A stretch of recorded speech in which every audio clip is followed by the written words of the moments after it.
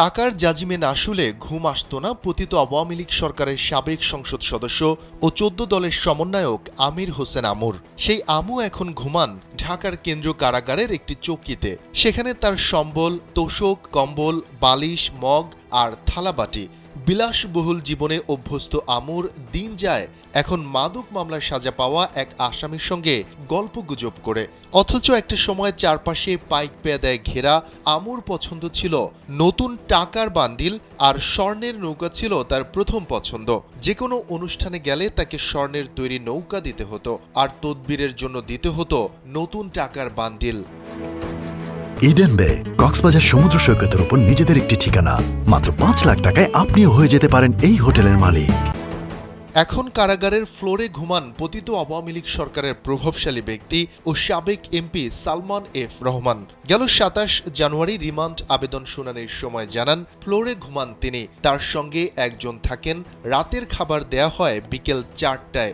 ৯টা বাজতেই সেই খাবার গন্ধ হয়ে যায়। দাবি করেন, ফোনে পরিবারের সঙ্গে কথাও বলতে দেয়া হচ্ছে না তাকে।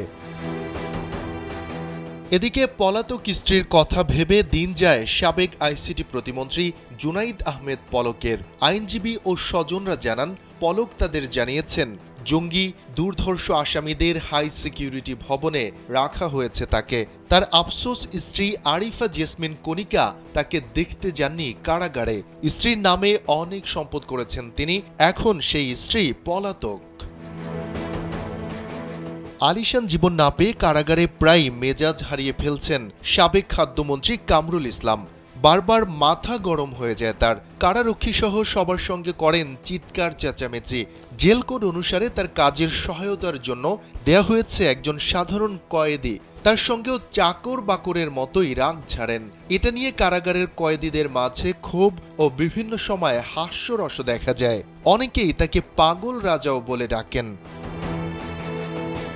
হাসিনা সরকারের পতনের পর সদরঘাট সংলগ্ন বুড়িগঙ্গা নদী থেকে অত্যন্ত নাটকীয় অবস্থায় গ্রেপ্তার হন সাবেক আইনমন্ত্রী আনিসুল হক।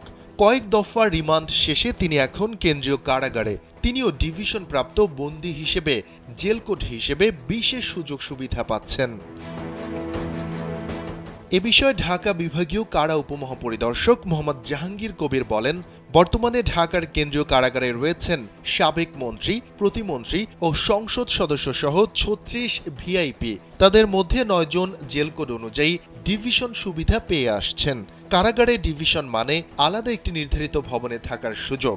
সাধারণ বন্দীদের তুলনায় ডিভিশন পাওয়া বন্দীদের খাবারের তালিকায় দু একটি ভালো মানের পদ থাকে, তবে বেশিরভাগ খাবারই সাধারণ বন্দীদের মতো।